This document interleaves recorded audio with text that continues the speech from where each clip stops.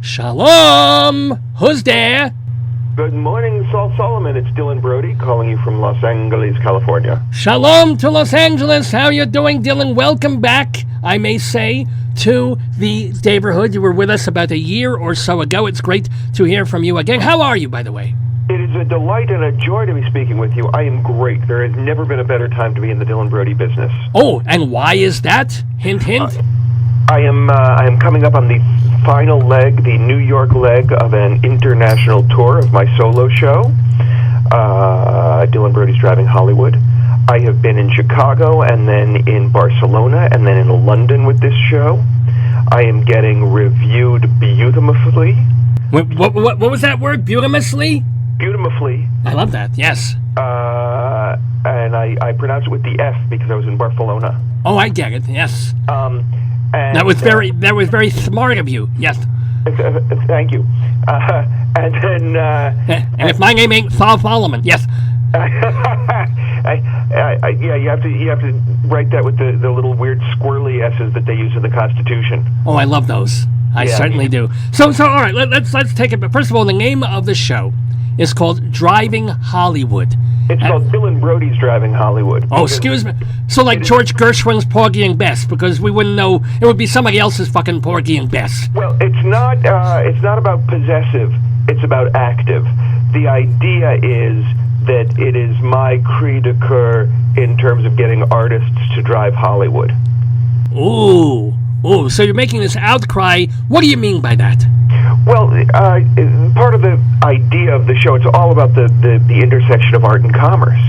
And I say, I actually let my father say in the show, I put the words in his mouth, that entertainment is the word people use when they don't want to take responsibility for what they say through their art. So artists show up in Hollywood ready to contribute to the world, and they find this industry that is using history's greatest communications devices to tell pro-status quo morality tales in 46-minute hours that are just designed to keep eyes locked to screens long enough to see advertisements for medications for illnesses that are created by the people who make the medications. But it has been forever thus. The movies have been around since 1888 or something, and it was always a dream factory. It was always putting forward a white hero versus villain, cowboys, Indians view of the world, no? Well, to some degree, yes. And there was a short span there during the 70s, the late 60s, early 70s, when there was real artistic vision driving a great many of the productions. But around that, before and after that, it has largely been an industry, a profit-making industry that is dedicated toward the lowest common denominator and the largest possible profit margin. But I feel that if artists really pay attention to what they're doing, rather than how much they can make, we can influence the world. And at this moment in history, boy, does the world need to be influenced. All right, yeah. I think we're at an inflection point in the human species, and it is important that inflection point be determined. The direction following that inflection point be determined. All right, well, hold on. All right, that's a pretentious word right there. So is that like the tipping point of Malcolm? What is inflection anyway? It's the way I talk. An inflection point is the moment in a graph at which the direction changes, the line bends. Ah, okay. That's there what we go. that is. Good, okay. So we're at an inflection point in world history, American history? In the history of the species. And let me just say, I don't think of that as pretentious so much as pompous. I was a pretentious child. I've grown up into a pompous adult. That's well, you should, I think. Yeah. So, but are we really at more of an inflection point than we were in, say, 1968? Then in 2001, after the bombing of the world. I mean, why now? Just because we have a crazy president? Well, partly because we have a crazy president, but partly because we have a crazy president who is actively denying science at a time when our effect on the planet has become such that we are seeing that we could be damaging our own environment. Also, to such an extent that it might be unlivable. Also, economically, we've reached the point at which the Ponzi scheme that is capitalism becomes no longer tenable. People have always said that the problem with capitalism is that unregulated, it'll devolve back into feudalism. But that's not the problem. The problem is it is entirely dependent on an untenable, erroneous pre-industrial notion of unlimited natural resources. And we're realizing those don't exist, and yet we're continuing to insist on this perpetual constant growth model that makes no sense. I'm sorry, I'm getting a little philosophical. No. Well, here's the deal, though. That's you're making all these political points like you should be on CNN or MSNBC, but you have a one-man show. How do you turn that into a story, into an artistic solo show that people are going to want to go see? Oh, I love that question. Thank you. Because like all smart art, and by the way, it has been tremendously exciting to see how much audience there is for something as smart as the piece that I'm doing now. I'm so proud of this work. Boy, you're humble, yeah. What I do is I take the personal, human, incredibly funny stories of trying to survive as an artist in a world that has no interest in real art at this time, as an intellectual in an anti-intellectual world. And I allow myself to be the butt of all of the humor and the pain of that process, and allow the audience to come with me through this process of revelation, so that by the end of the evening they are inspired and excited to go into the world with a sense of humor and a sense of justice and a sense of active enthusiasm about what must be done to help the world grow and humanity survive. Well, give us an example of a story that you tell. Give us a Vorspeise, an appetizer, if you will, of something that makes you look really bad, that's funny, and people will enjoy hearing about. I will give you one of my favorites that has been cut from the show for time. There's a story of pitching into a fetus. And when I pitched a really cool series to a fetus, and when I say I pitched to a fetus, the cool show is a reality television show set in an adventure fantasy world. And when I say that I pitched it to a fetus, that's an exaggeration, but it was a young man who was wiping the last of the amniotic fluid from his face, as I told his assistant I did not want a coffee or a water. Yeah. And I won't give you the full pitch, but the short version is this.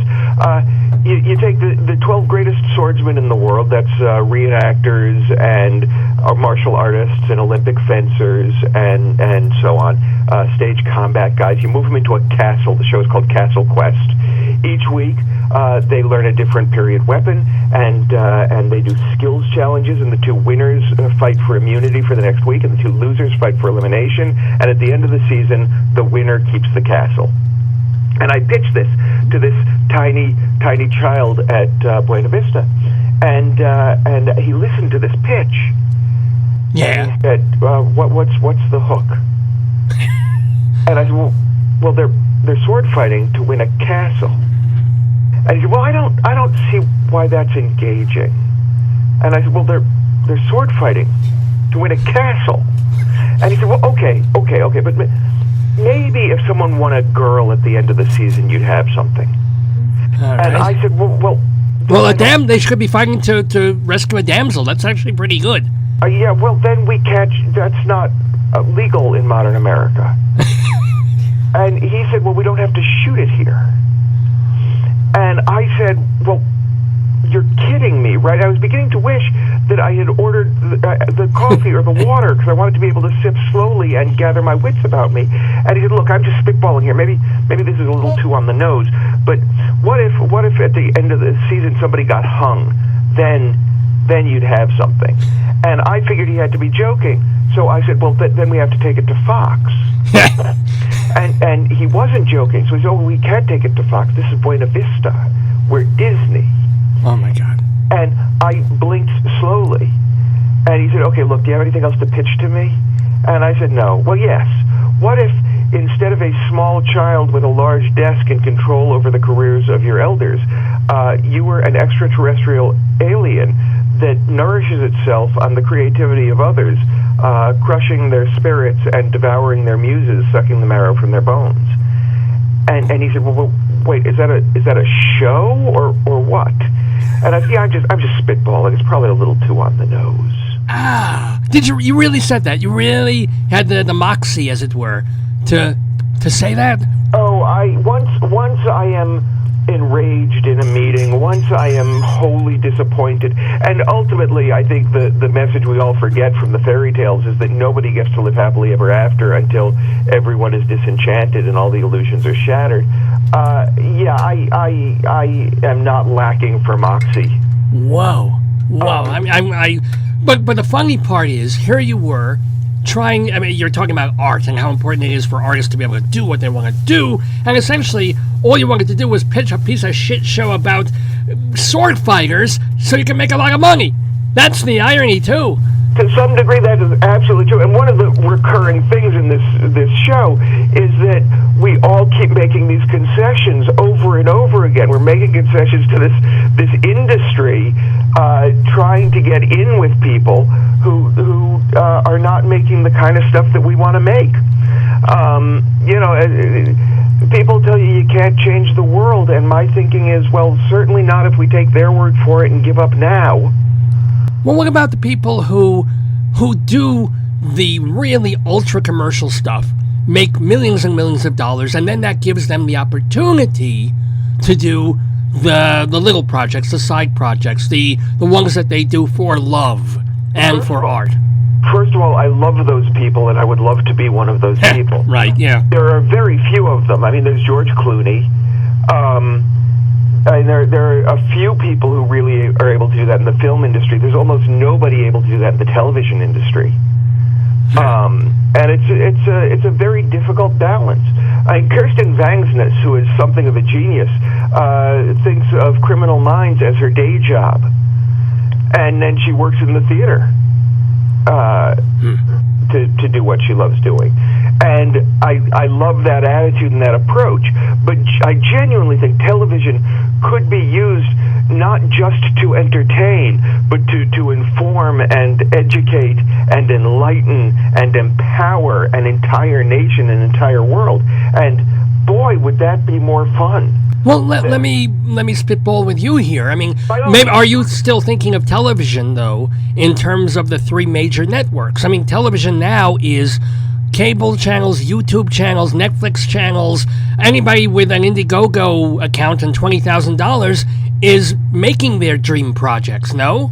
All of that is wide open territory, yes. And yet, even at Netflix and Hulu and Amazon Prime, it remains within the framework of gatekeepers and a profit-seeking endeavor.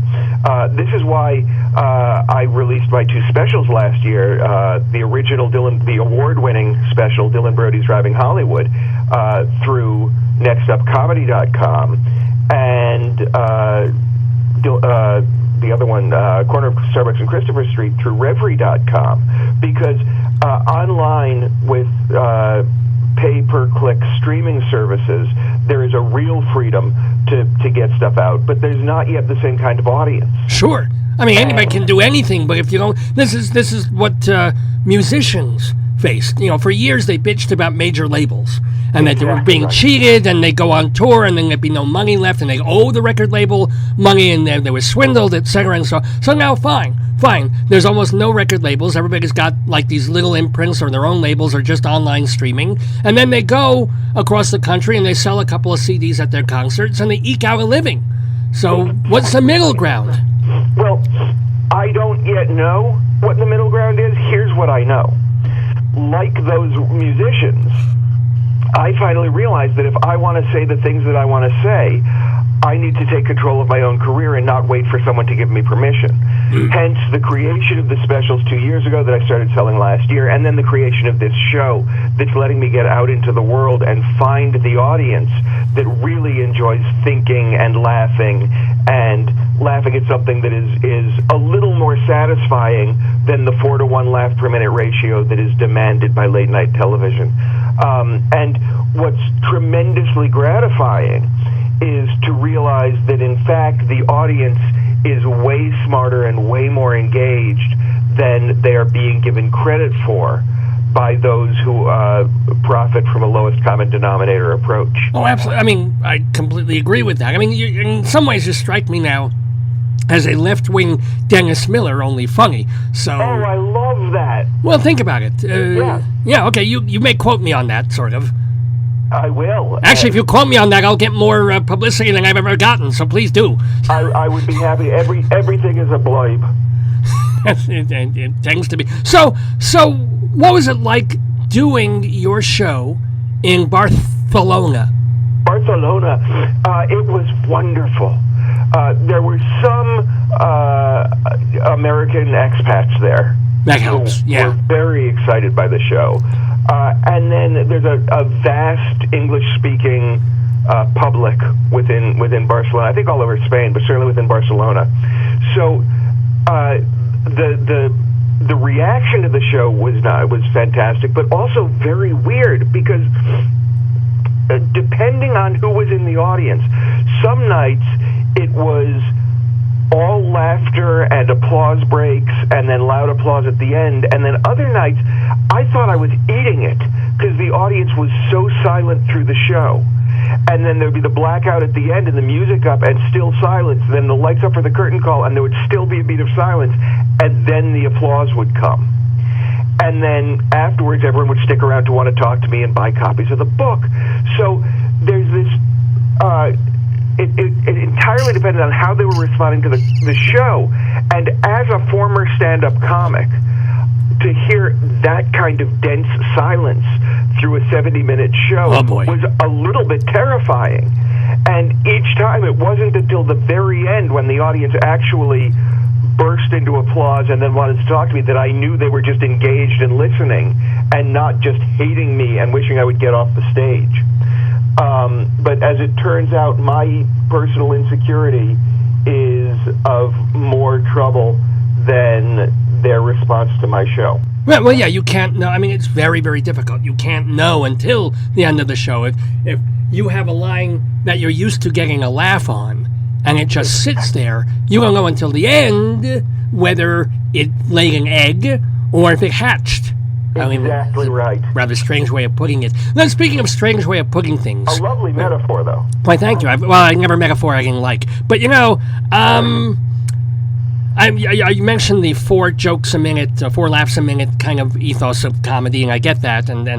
But there's something that you have mentioned called reverse engineering a joke. Yes. And I wonder what you mean by that. Well, when I was a child, this is how I learned to do comedy, and how I learned about the world around me. When you hear a joke as a child and you don't know everything that's going on, you can, based on what people are laughing at, figure out what the meaning of the words within the joke or the ideas within the joke are. Similarly, there are times when I have heard a punchline and been able to figure out what the setup needs to be for that punchline to make sense. I will give you an example from this show of a joke that I love. One of my producers did not get it at first. And then I had a conversation about the process of reverse engineering to learn from a joke, and she was able to put the pieces together. And it was getting a laugh every night. She wanted me to cut it because she didn't get it. I was saying, no, that's not a problem with the joke. The joke is this. My father told me that if I want to write persuasive prose, I have to keep emotional bias off the page and refrain from ad hominem attack on those with whom I disagreed. And I asked my father if an ad hominem attack is an attack that sounds just like another attack but has a different meaning. That's cute. All right, that's very cute. It's not, I mean, it's a chuckle line. It's a lovely little joke. Yeah. But it requires that you understand what an ad hominem attack is and what a homonym is. Well, yeah, but maybe you're just an idiot. Right. Yeah, that's a little joke right there. So, okay, yeah. That was an ad hominem joke. Okay, go, yeah. Yeah, I understand. Okay. I'm with you. Good. I'm with you. Good. Notice you didn't laugh at that either. Okay. So she didn't get the joke. She didn't know from a homonym. All right, yeah. If you don't get the joke, then you have to be able to take one of those pieces. You have to either know what a homonym is or what an ad hominem attack is, and be able to reverse engineer the meaning of the other one. Wow. You have to be able to figure out at least clearly enough what an ad hominem attack is to know that that is some sort of a Latin phrase about debating, and therefore it's funny because it sounds like homonym, right? It's reverse engineering information from the joke. Oh, yeah, all right. Okay. And this is how people learn as children, particularly people who grow up in funny households. Well, let me tell you, I once went on a tour of the Mars Candy Factory, and the owner came out and he started screaming at me. Well, it was an M&M attack. Oh. We'll just leave that right there, shall we? Yeah. Very nice. No, it wasn't. No, well. trust me, it wasn't. So let me ask you also about, by the way, Ask me anything, sir. It's 11 a.m., by the way, Mountain Time here at the University of Northern Colorado, where we are doing the Dave's Gone By radio program of the air. My name is Rabbi Sol Solomon, founder and spiritual leader of Temple Sons of Bitches in Great Neck, New York. And I have the delight of talking to the very smart and very funny Dylan Brody, whom... Oh, sorry? Temple Sons of Bitches is located directly across the street, ironically, from Our Mother of Pyrrhic Victory. I thought you were going to say Our Mother of Pyrea, which would be even worse. But that's right. A whole different place. Whole different thing. I've got to mention that you're going to be at The Pit, which is a comedy, was it performance improv? What is PIT? People's Improv Theater at the Underground Space, the People's Improv Theater. And where is that? I believe it's on 23rd Street. It's in the 20s in New York on the east side. And you're going to be there for three and a half weeks in July, correct? Exactly right. I fly out on Monday, and I am there through, I think, the 23rd. Mazel. So, actually, the logistic thing. Are they putting you up in a nice hotel the whole time? Are you staying with friends? I mean, that's an expensive thing to do. The producer has rented me an apartment on the Upper East Side. Woohoo. The Upper West Side, excuse me. Way Upper West Side, Harlem. Okay. Way up, so Maine, yeah. But in London, I had a hotel. In Barcelona, I had an Airbnb. In Chicago, I had a hotel. And now it's an apartment in New York. Because, you do what you have to keep within budget. Oh, absolutely. Well, it's a one-person show. Do you have a lot? I know there's lighting. Is there a set? There is a set that was designed by Maggie Whitaker, who totally got the feel I was going for in the script and created this sort of minimalist, unstructured set for me to work with. And then Zach Goyne did the lighting design. And I wrote into this, so there's a laugh that I wrote in on a lighting cue, and I can't tell you how happy I was when I was sitting at my computer going, oh my God, I just wrote a lighting cue that's going to get a laugh, and every time it gets a laugh on stage, I am secretly delighted. Or not so secretly, because you're telling us now. Well, I'm telling you now, but I don't blurt out in the middle of the show, because I like for it just to stand as a lighting cue that gets a laugh. So in the journey that Driving Hollywood, or Dylan Brody's Driving Hollywood, has taken from, in your international tour, has it been frozen word for word, or do you make changes? Have you tweaked it? I constantly make changes. Like what? Well, first of all, I keep adding new jokes and bits and then having to cut because we're strictly limited to 70 minutes for the New York run. So I've cut a bunch. I cut 3 stories in Chicago, most of which were there purely because they had a lot of laughs in them. And they weren't really serving the story that I'm telling, which is a very difficult decision for a former comic to make. Oh, yeah.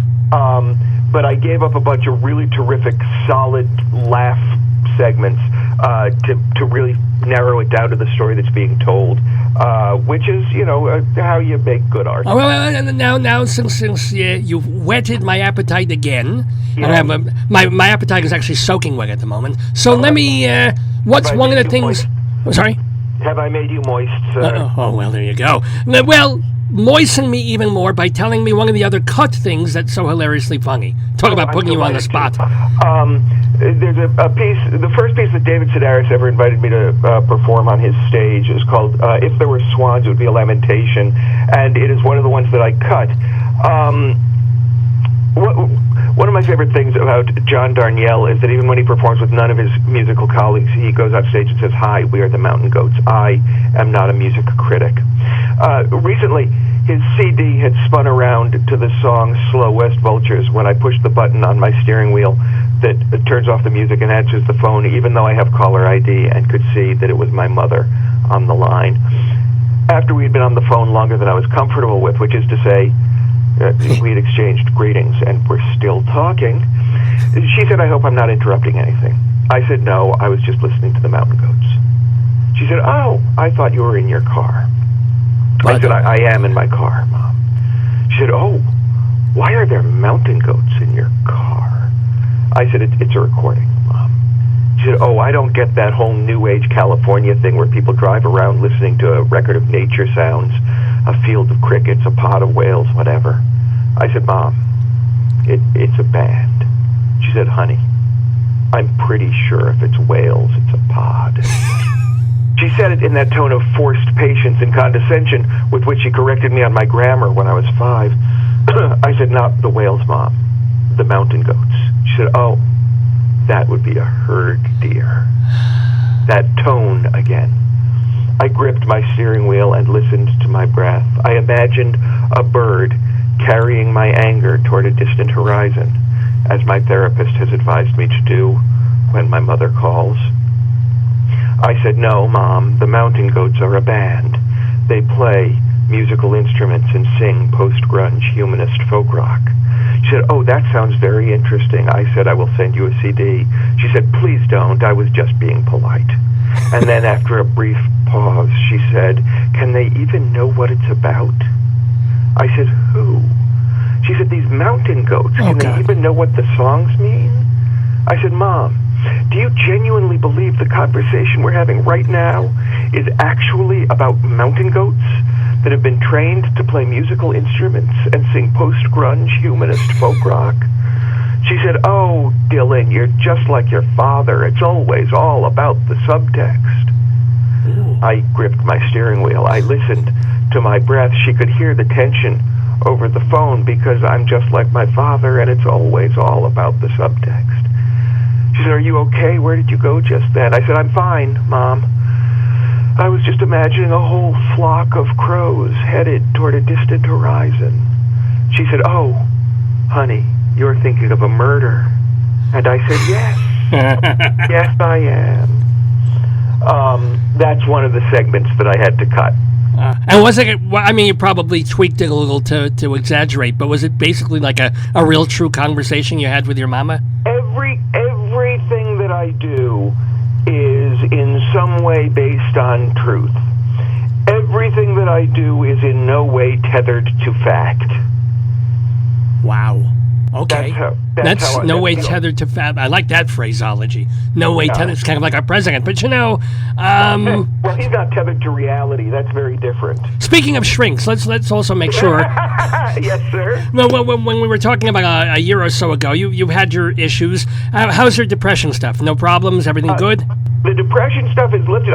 The Modern Depression Guidebook was just re-released for the first time ever in print. It used to just be an ebook. It's out by Miniver Press, available at Amazon.com. And about a week ago, I got a Facebook private message from a woman who says she's a university professor somewhere on the East Coast, and she hadn't read the book, but she was scolding me for being funny about depression because how dare I make fun of such an important topic, and she's had students who are suicidal, and clearly I have never experienced depression or known anyone. So I responded saying, actually, I suffer from depression and I'm medicated for it, and as a university professor, you should know better than to review material that you haven't read. And then she got back to me saying, I read the first few pages, and I can't believe that you would be so bold as to think this is funny. I'm a satirist myself, and you don't know what's funny, and I hope you don't cause people to commit suicide, which to me shows that she has a clear understanding of how to speak to people who suffer from depression. And so I thanked her for buying the book and showing support, and then I posted the entire dialogue on Facebook as it occurred, and now I'm just selling copies of this book like mad from people who want to see what this humor book is that made some professor so outraged that she's trembling and typing angrily at the author without reading the book. Excellent. So that's made me less depressed, because nothing cheers me up like selling a bunch of books on the back of some hostile, judgmental professor.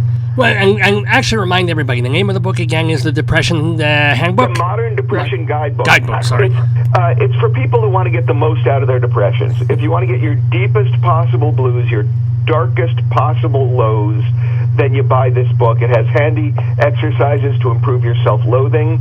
It has lists of things to contemplate that will make you sadder. It has an entire chapter devoted toward the most creative possible suicidal ideation. See, this is easy for me. I wake up in the morning, I look in the mirror, and then I look at our bank statements. And that's it. Here's how I know a depression is coming on. If I wake up in the morning and I go to shave and I see myself in the mirror and my first thought is, oh great, this asshole again, then a depression is lowering on it. Yeah, I would say that too. That's how that works. Although I think that even when I'm happy, so you never know. I'm so sorry, Rabbi. Now, before we let Dylan Brody go, have to go a little far afield on a question that's speaking of one of your credits. Seems to be one of your credits. Now, and now we're talking about serious art. And you apparently wrote a short film, or the script for a short film, called Kimchi Warrior. Oh, yes.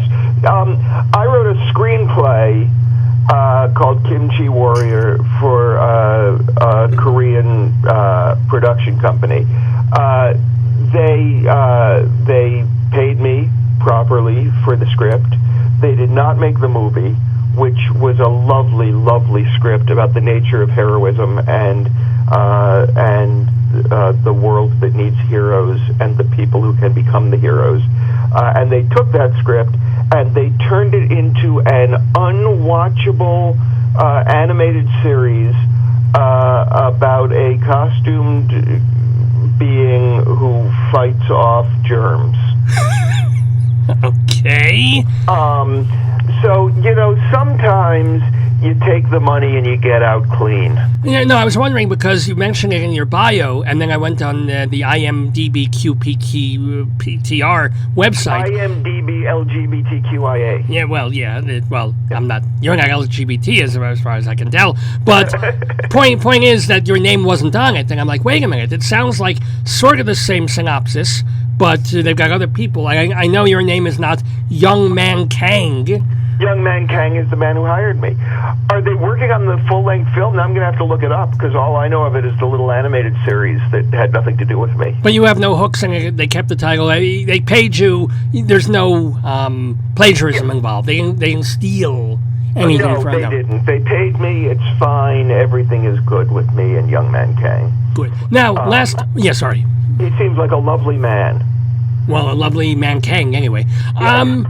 Last question for Dylan Brody before we let you go, and before we send everybody to go see Dylan Brody's Driving Hollywood at the Pit between July 6th and 22nd in, I guess, is it Chelsea would be that area, West 23rd? I think it is. I think it's officially Chelsea. Yeah, I mean, it's not Chelsea, it's certainly Hillary. But, it's in Manhattan. The thing is, it's in Manhattan, and you can look it up. It's listed in the New York Times Comedy This Week section. Yeah, ooh, excellent. There you go. Yeah. We asked you about Barcelona stories. You also did the show in London. Do you have any stories about doing the show in London, or just your weeks there? London was yes, although it's not all that funny. I do have a story. I originally learned to be funny in London. I had been a regular at the Improv from the time I was 17, 18 years old. I had been doing stand-up in New York, certainly from the time I was 17. And then I went to London to study at the very pompous Royal Academy of Dramatic Art. That explains their later life pomposity. Okay, yes. Exactly. When I was in my, early 20s, 20, 21. And while I was there, I was doing the comedy circuit, and I learned to be funny in this little space called the Canal Cafe Theatre in Little Venice in London. And that is the space in which this show went up. So there was this sense of homecoming. I was doing when I was there as a kid, I was doing their open mic nights, and it was me, doing my political and observational American-style comedy, and a lot of open micers in London who at the time were doing a lot of pub jokes, two blokes walk into a pub kind of stuff. Right. And then at the end of the evening, it was a sketch comedy group called the Jockeys of Norfolk every time, and one of them was Hugh Grant. And I really found my own voice there. And then going back there really just felt like coming home. And I will tell you a very funny story about when I was a student in Please. London, if you have time. But yes. I was at the very pompous Royal Academy of Dramatic Art, and a friend of mine was studying at the marginally less pompous London Academy of Music and Dramatic Art, and he invited me to come see a Tennessee Williams play that he was in. And nothing, to my mind, promises a great evening of theater like British acting students doing American Southern accents. So I put on my best go-to-theater shirt, and I got on the tube, and I went over to Lambda to see this show, and there was a girl in it who was wonderful and pretty. So afterwards, when my friend said, "Would you like to come out for a drink with us?" I was like, "Yes, I will have a pint at a pub," because you don't have a drink in London, you have a pint at a pub. And we went across the street, and I was sitting with this woman, and I was flirting with her, and I was having a wonderful time, and she was enjoying me. I was young, and I was thin, and I had my exotic American accent going for me, so it was going very, very well. And about an hour and a half into this, I'm about halfway through my second pint, and I realize I don't know her name, and I have lost my program. And there's a point in a conversation at which you can no longer say, "I am too self-involved to be allowed out in public. I never learned your name." So I said, "I'm sorry, what was your full name?" As though I was going to do some numerological bar trick where I added up the letters and told her fortune. In fact, as I said it, I was devising in my head a numerological bar trick that I would do to add up the letters of her name and tell her fortune. And she said, "Oh, it's Julie Kate Olivier." And I said, "Oh, any relation to Sir Lawrence?" And I tried to just slather my tone in sardonic irony so she would know that I was aware that she had heard this take every time she had told anyone that she was going into theater and they knew her name. But she was perfectly comfortable with who she was, and she said truthfully, "Oh yes, he's my father." And as soon as she said it, the venal American in me came to the surface. You know, for an hour and a half, I had been thinking of her as a hot prospect, and she had just become a golden ticket. Right? I was thinking of ways to take advantage of her, and now all I could think of was ways to take advantage of her. God. And I knew that if I waited another half second, she was going to see what was going on in my head, so I masked it by sipping my pint of beer and steering my focus back to the drape of her hair and that little curl at the lip of her clavicle where I knew if I touched it with my lips and exhaled through my nose, I could make her go, and I imagined waking up next to her in this stiff, over-starched, under-thread-counted British sheets, and I imagined having breakfast with her in a little kitchen nook with the cool early morning British sunlight slanting between us across a Formica tabletop. And then unbidden into my fantasy, her father came downstairs to join us for breakfast, probably emerging from a tryst with Danny Kaye. Yeah, right. And as he came downstairs, I could see, you know, the velour bedroom slippers and the matching velveteen bathrobe, and the vision was so clear I could make out the pale blue veins through the translucent flesh of his spindly old English actor legs, and it was just such a large image that it pushed the beer out through my nose, and I caught it to protect my shirt in my glass. And then I looked to Julie Kate Olivier, expecting her to say, "Oh, cricket," or "jolly good," or whatever the hell British people say when they witness ninja-like reflexes in action. But yeah, that was not. She had just seen an American actor find out of her noble theatrical lineage and try to impress her with a bar trick in which he passed beer through his sinus cavity back into his glass. And there was a look of horror in her eyes, and I knew there was not going to be a backstage handshake audition for the National Theater or a roundabout route directly into the Shakespeare Company. And I heard a voice in my head that spoke with elegant, well-trained elocution and breath control, and the voice said, "Not to be. Oh. Whoa. Wow. That's the story for your morning. And that really did scotch the evening because you just, put a little snot beer into your glass. That was. Yeah, that'll end a date pretty fast. Well, whatever became of her anyway? I don't know. I've looked her up online once. She's in England. I think she's north of London somewhere, and I don't know if she's acting. Huh. Be funny if she's dating like the worst possible gross out comedian ever. Because she's like Carrot Top's girlfriend or something. Oh, that would make me happy. I hope. And you have a wife and kids, so all things worked out well. Yes. Everything is fine for me. I have the most adorable wife in the world. I have 2 dogs: Sir Corin, the beautiful dog-faced dog, Brindle Beast of Silmar, and Lord Buckley Sweetlips, greatest of all Danemush, the dinosaur-slaying dog. And we live in a small townhouse apartment with my lovely wife, whose name escapes me at the moment. Oh, there you go. That's. Oh boy, I love how self-centered and miserable comedians are, even at the best of times. Nothing like it. Nothing. Yeah. And you know what? Because we're honest.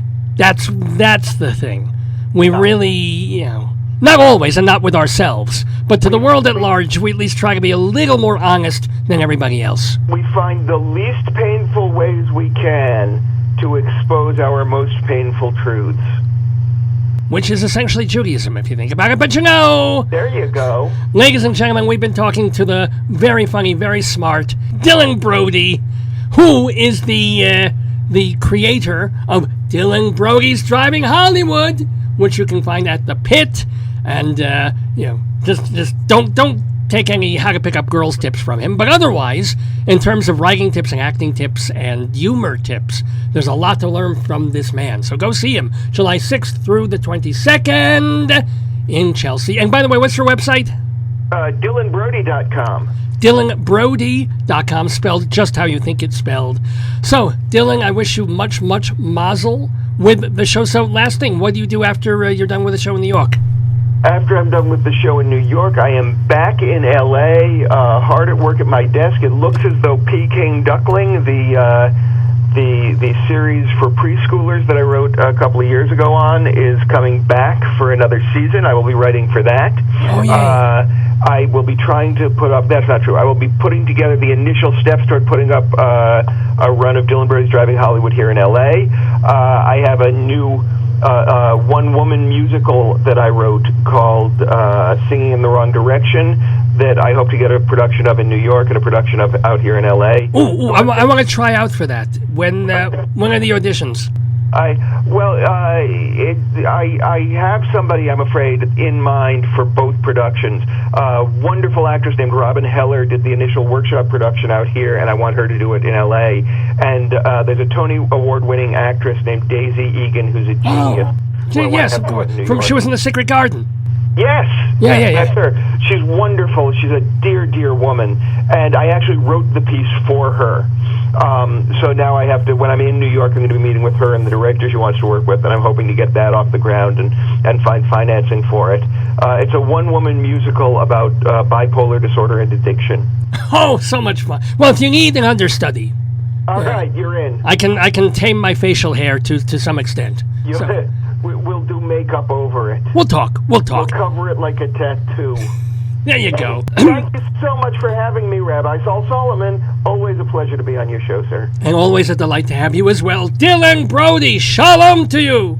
And to you, sir. Rabbi, I come to you for advice when I need it.